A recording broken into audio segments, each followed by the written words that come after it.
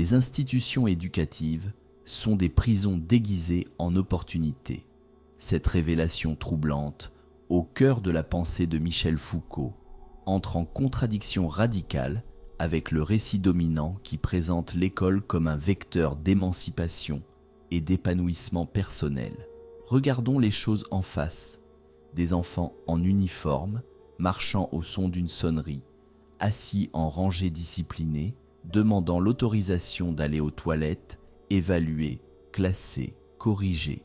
Tout cela au nom d'un avenir radieux qu'on leur promet mais qui, bien souvent, ne se matérialise jamais.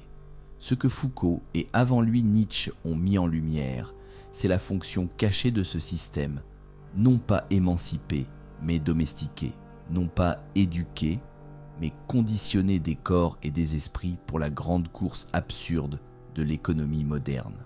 La vérité dérangeante, c'est que le système éducatif n'a jamais été conçu pour favoriser la prospérité de tous, mais pour reproduire fidèlement l'ordre social. Une majorité enfermée dans des métiers aliénants, accablée de dettes, jusqu'à ce que la mort mette fin à ce cycle de soumission consentie. Et c'est là que réside le plus terrifiant. Cette structure est acceptée volontairement par ceux qu'elle opprime, persuadés qu'il n'existe pas d'autre chemin vers une vie respectable. L'architecture scolaire trahit sa véritable mission. Observez bien, couloirs linéaires, salles alignées, surveillance constante, déplacements sanctionnés, sonneries dictant chaque action, autant de similitudes troublantes avec les usines, les prisons, les hôpitaux psychiatriques. Ce n'est pas une coïncidence, c'est une construction délibérée, une mécanique disciplinaire que Foucault décrypte dans Surveiller et punir. Ces institutions modernes poursuivent un même objectif, fabriquer des corps dociles, utiles à l'économie, soumis au pouvoir. Même le système d'évaluation, qui se pare des apparences de l'objectivité et du mérite, n'est qu'un instrument de hiérarchisation sophistiquée. Les notes ne mesurent pas seulement le savoir, elles gravent dans la chair et l'esprit des élèves leurs valeurs relatives sur le marché humain.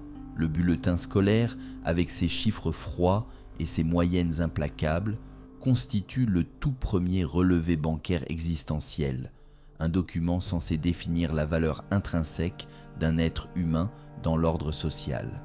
Cette réduction de la personne à une note prépare psychologiquement les jeunes à accepter plus tard la quantification de leur temps, de leur énergie et de leur créativité sur le marché du travail.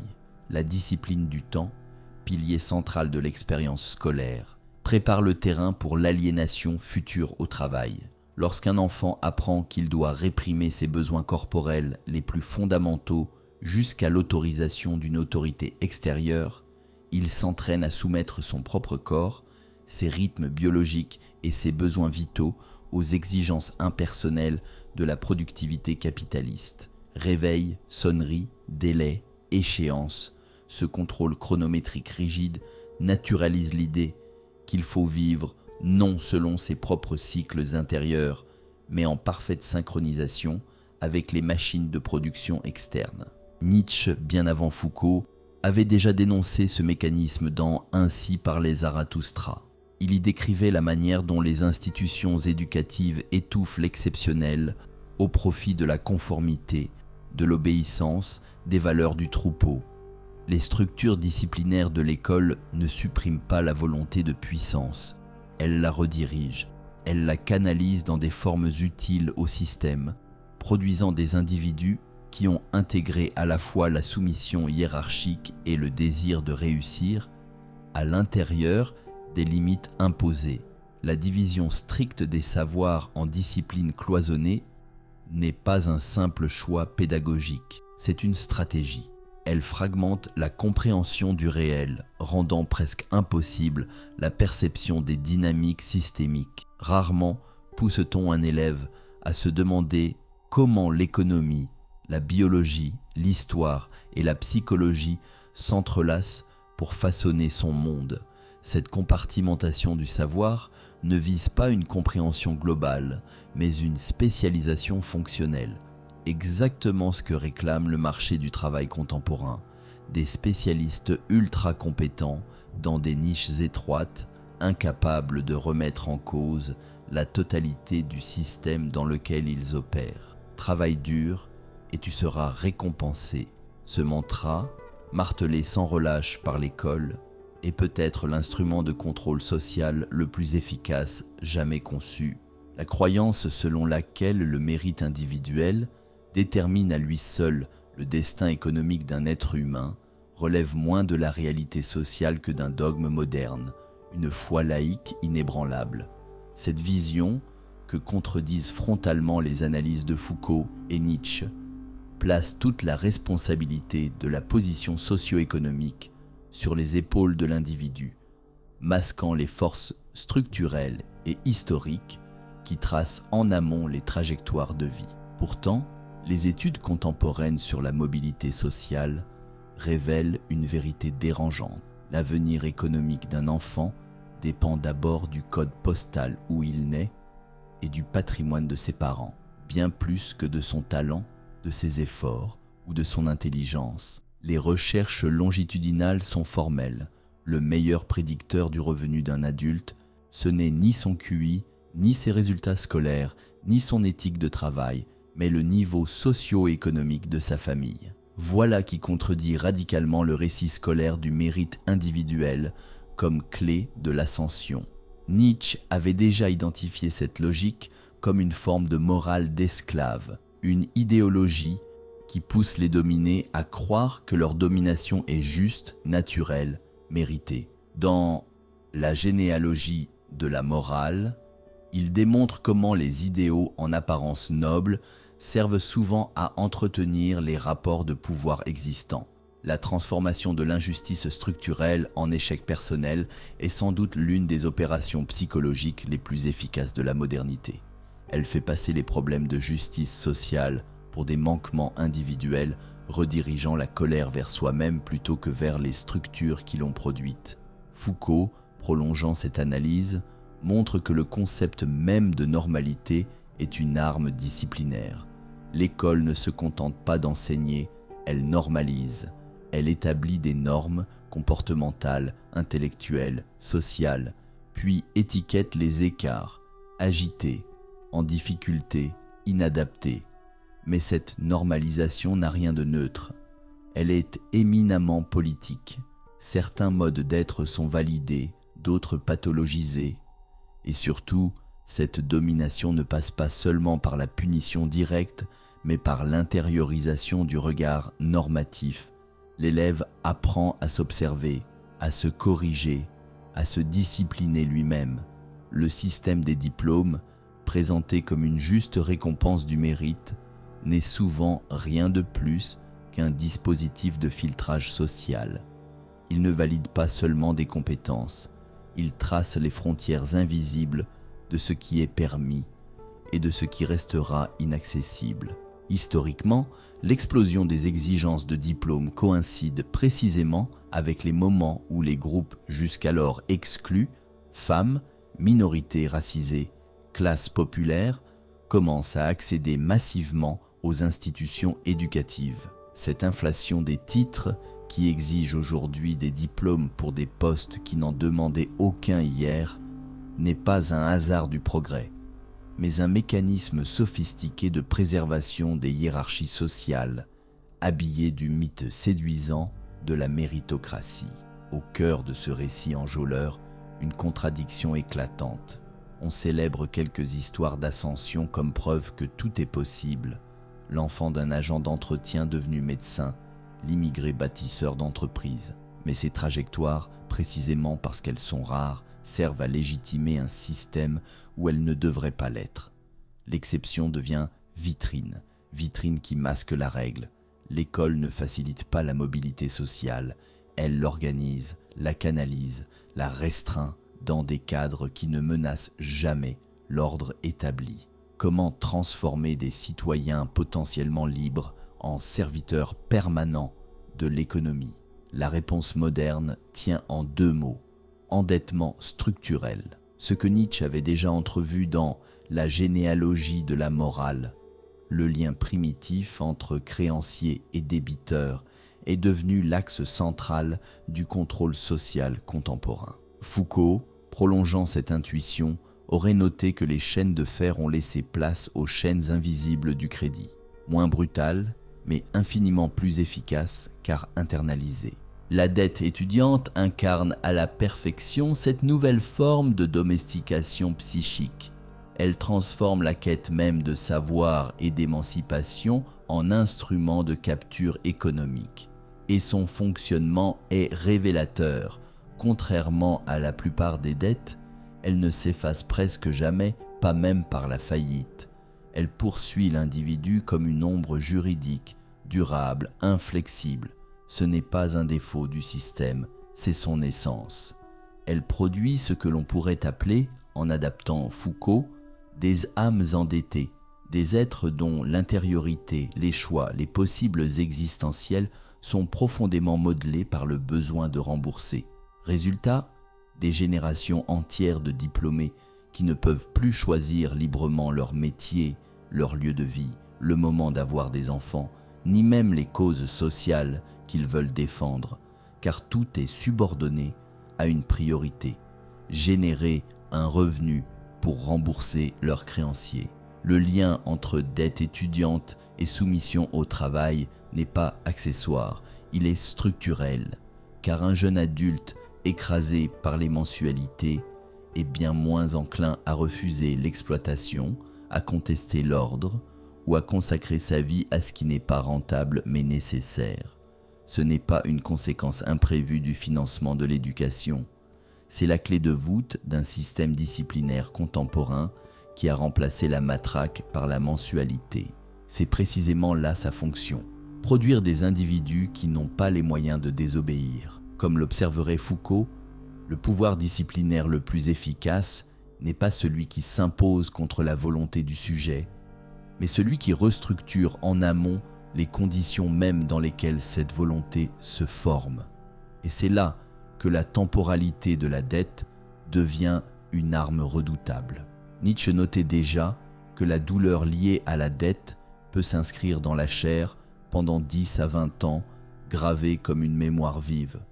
Le système de dette étudiante prolonge ce supplice sur des décennies entières, capturant non seulement le présent du débiteur, mais aussi son avenir.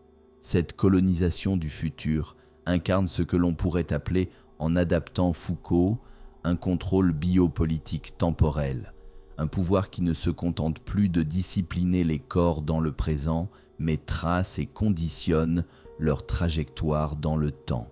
Nombre d'étudiants endettés témoignent de cette absurdité glaçante. Continuer à rembourser leur propre formation, tout en commençant déjà à épargner pour celle de leurs enfants, perpétuant ainsi le cycle disciplinaire de la dette à travers les générations. Ironie sinistre, ce système maquille cette servitude financière sous les traits d'un investissement en capital humain, une expression qui, sans le vouloir, trahit la brutalité du mécanisme. Car l'éducation financée par la dette transforme littéralement l'humain en capital, le sujet en actif financier dont la valeur future sera extraite année après année. Ce n'est pas une faille du système, c'en est le cœur. Former des individus qui, comme l'avait anticipé Nietzsche, avec le poids d'une dette morale, d'une obligation personnelle indélogeable. La dette étudiante devient ainsi le cas emblématique du pouvoir disciplinaire moderne selon Foucault, invisible, intériorisé, auto-renforcé, maintenant l'individu dans la course effrénée par les chaînes financières qu'il a lui-même acceptées au nom du développement personnel. Nous vivons une énigme contemporaine. Alors que la productivité et la richesse globale explosent, la majorité travaille plus, avec plus d'intensité et d'insécurité existentielle que les générations précédentes. Cette contradiction, au cœur de la critique nietzschéenne et foucaldienne du capitalisme moderne, révèle la véritable fonction de l'école. Produire des travailleurs qui acceptent l'aliénation de leur temps, de leur énergie, de leur potentiel créatif, comme si c'était une vertu. La devise officieuse du système devient limpide.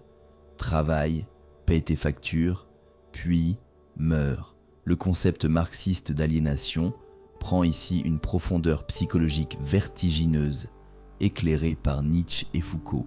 Il ne s'agit plus seulement d'une séparation entre l'ouvrier et ce qu'il produit, mais d'un éclatement existentiel profond.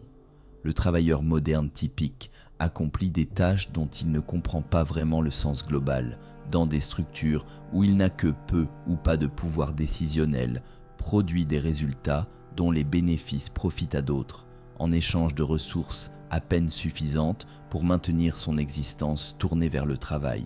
Ce malaise n'est pas seulement économique, il est sociétal. Il ne façonne pas seulement notre manière de vivre, il modèle en profondeur ce que nous sommes. Le système éducatif, dès ses fondations, prépare minutieusement cette aliénation en déployant ce que Foucault appelait des technologies de soi, des pratiques apparemment neutres, mais qui sculptent l'identité de l'intérieur. Dès l'enfance, l'élève apprend à obéir sans comprendre, à exécuter des tâches dont le sens lui échappe, à se soumettre à des évaluations dont il n'a jamais défini les critères, à rivaliser seul pour des ressources artificiellement rares, reconnaissance, diplôme. Il apprend à valoriser les récompenses extrinsèques, l'approbation, le statut, le succès, au détriment du plaisir d'apprendre ou de créer pour soi. Ce ne sont pas des échecs pédagogiques, ce sont les leçons exactes que l'ordre économique attend de ses futurs exécutants. Nietzsche l'avait vu venir dans sa critique des « derniers hommes », ceux qui ont inventé un bonheur standardisé et confortable, mais ont perdu toute capacité à créer leur propre valeur. Ils travaillent, le travail c'est le divertissement, mais prennent garde que ce divertissement ne soit pas trop épuisant. Cette image est saisissante de vérité. Aujourd'hui, le travail aliéné se vend sous les noms séduisants de carrière, développement professionnel, acquisition de compétences. Autant d'euphémismes qui masquent l'absence flagrante d'autonomie, de sens et de lien véritable avec ce que l'on produit. Foucault pousserait cette analyse encore plus loin. Le pouvoir moderne ne se contente plus d'interdire, il produit. Il fabrique des types de subjectivité bien précis.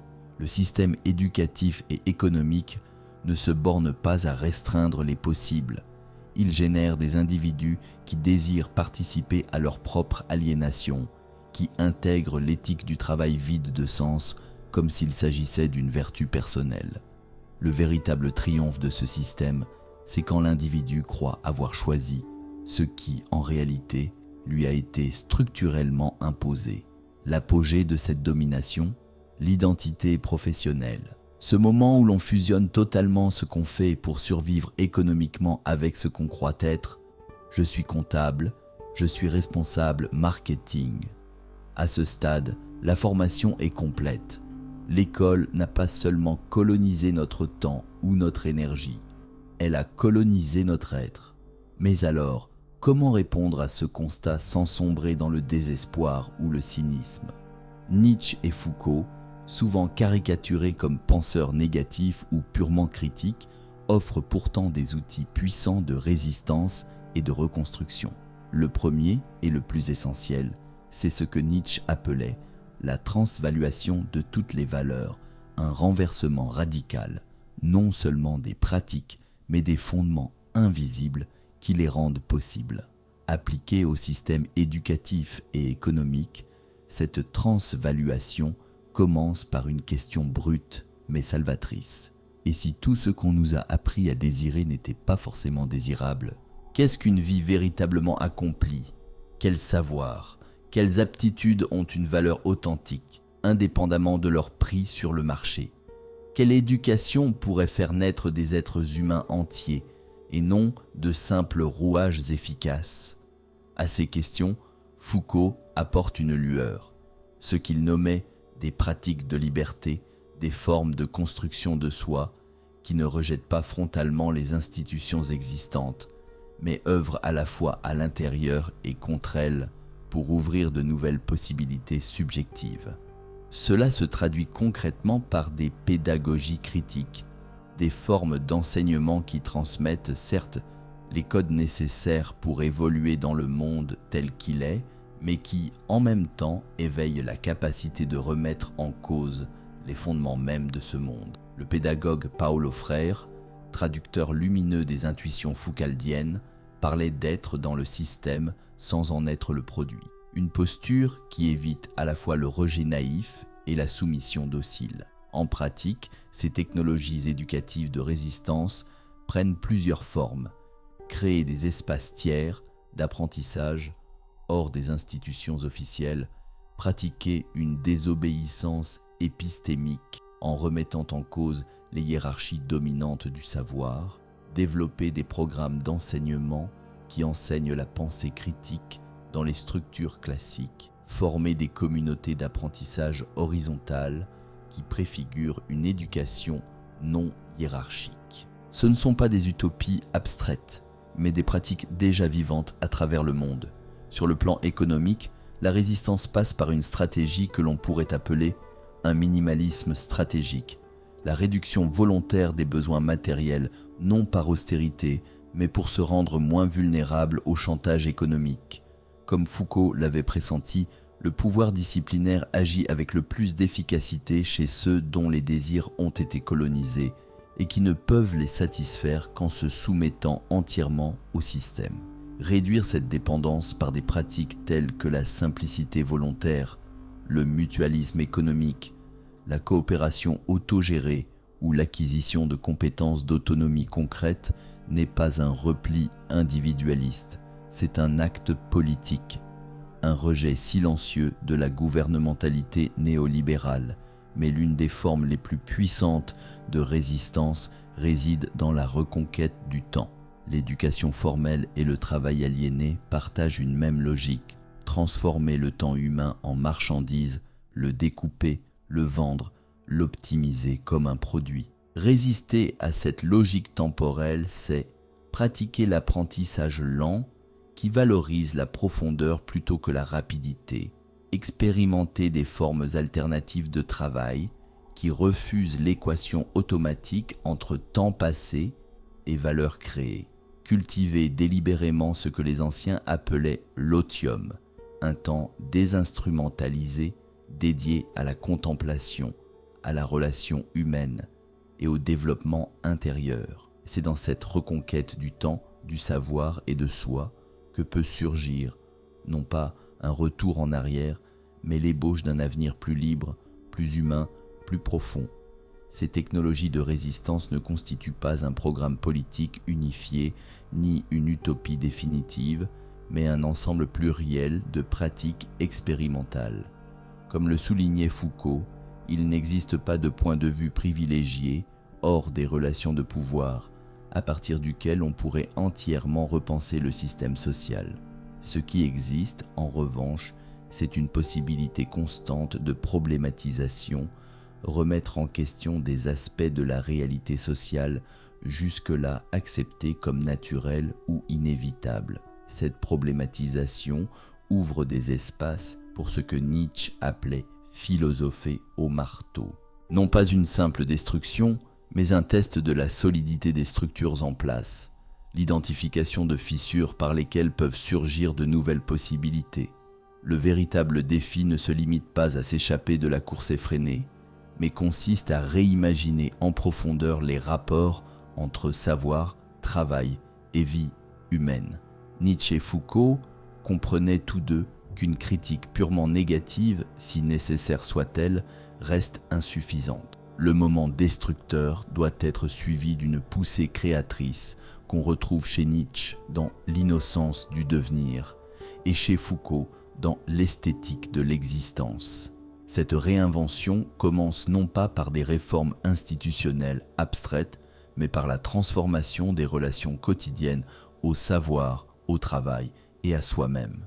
L'éducation, libérée de sa fonction disciplinaire, dévoile alors des potentiels radicalement différents. Elle cesse d'être un mécanisme de classement et de conformité pour devenir ce que les philosophes antiques appelaient le soin de soi, une pratique d'épanouissement existentiel visant non l'utilité économique, mais le développement intégral de l'être humain. Cette conception alternative n'implique pas le rejet du savoir pratique ou technique, mais leur réintégration dans une vision plus holistique de la floraison humaine. Comme Nietzsche le suggérait dans Schopenhauer éducateur, la finalité profonde de l'éducation devrait être de libérer le philosophe qui sommeille en chacun de nous, non pas dans un sens professionnel étroit, mais comme capacité universelle de remise en question radicale et de création de valeur. Le travail, de même, peut être repensé non comme une aliénation marchandisée du temps humain, mais comme l'expression d'une capacité créatrice inhérente que Nietzsche appelait la volonté de puissance dans son acception affirmative. Cela implique une distinction fondamentale entre le travail comme production autonome qui transforme le monde et le sujet, et l'emploi, subordination aux impératifs économiques extérieurs. La question centrale ne devient plus comment trouver un bon emploi, comment inventer des formes de travail qui nourrissent la vie tout en exprimant des potentiels humains uniques. Cette distinction ouvre la voie à l'expérimentation de formes coopératives, intermittentes ou essentiellement non marchandes. Les relations temporelles conventionnelles, la linéarité progressive de l'éducation suivie de la répétition cyclique du travail aliéné peuvent être remplacées par ce que nous pourrions appeler, en adaptant Foucault, des hétérochronies, des temporalités alternatives où apprentissage, production et contemplation ne sont pas cloisonnés en étapes distinctes de la vie, mais intégrés dans des rythmes adaptés aux besoins développementaux et circonstanciels. Cette réintégration temporelle permet à l'éducation de devenir un processus continu sur toute la vie, pas uniquement orienté vers des fins productives et au travail d'incorporer des dimensions d'apprentissage et d'expérimentation permanente sans être subordonné à l'efficacité immédiate. La relation avec la technologie constitue une dimension cruciale de cette réinvention.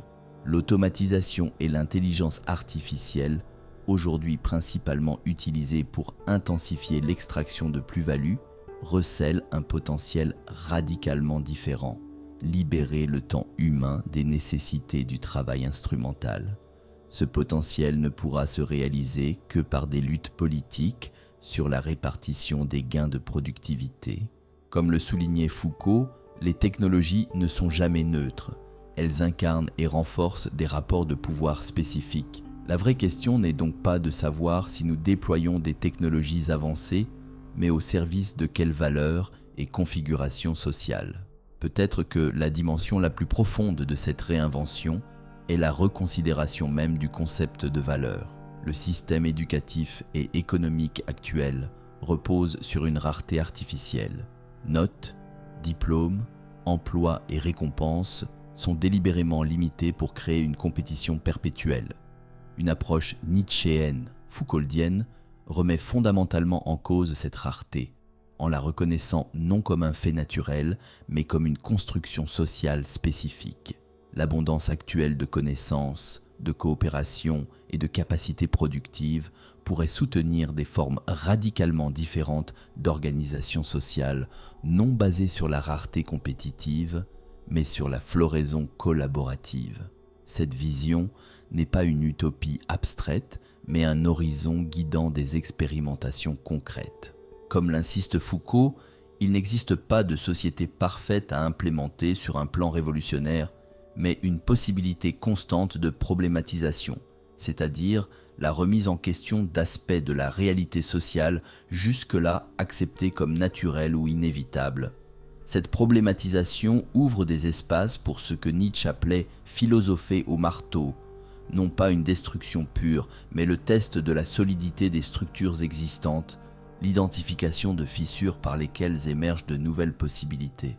Maintenant que vous connaissez la véritable fonction du système éducatif économique, la question cruciale est: allez-vous continuer à courir inconsciemment dans la roue du hamster, ou commencerez-vous à construire consciencieusement des chemins alternatifs avant de conclure quel aspect de votre relation à l'éducation, au travail ou à l'argent doit radicalement changer?